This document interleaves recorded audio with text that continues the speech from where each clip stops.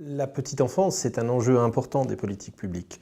Pourquoi? Parce que, d'une part, c'est sur le secteur de la petite enfance, l'accueil du jeune enfant, c'est ce qui permet à des centaines de milliers d'hommes et de femmes de pouvoir concilier leur vie professionnelle et leur vie familiale. On observe quand même dans notre pays plutôt une sorte de linéarité de ces politiques. Il y a un socle de base qui n'a jamais été, qui a toujours continué à exister.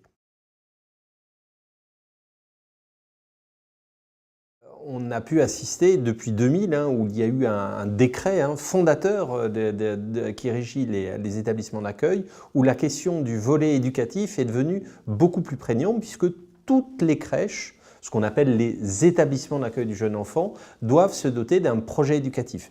Donc vous voyez que cet aspect-là est beaucoup plus prégnant depuis 2000 qu'auparavant. Et on a vu au fur et à mesure du temps que cet objectif s'est plutôt renforcé. Nos objectifs sont aussi un meilleur rééquilibrage territorial et un meilleur rééquilibrage social. On voit que cette question de l'accueil du jeune enfant, de la préscolarisation, se voit sous le prisme de l'égalité des chances.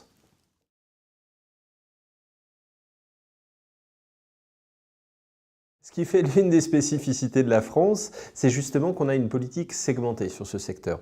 On a, pour être un peu schématique, avant 3 ans, une politique d'accueil du jeune enfant portée par les CAF, portée par le ministre en charge de la famille.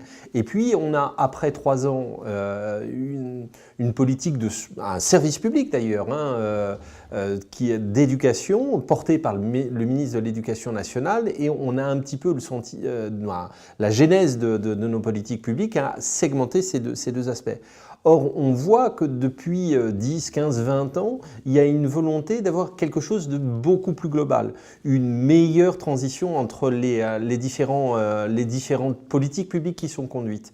On a vu par exemple apparaître les classes Action Passerelle qui participent à cette volonté-là. La question de la préscolarisation participe également à ce meilleur maillage, je dirais, pour prendre l'enfant dans sa globalité et non pas de le segmenter en fonction de son âge.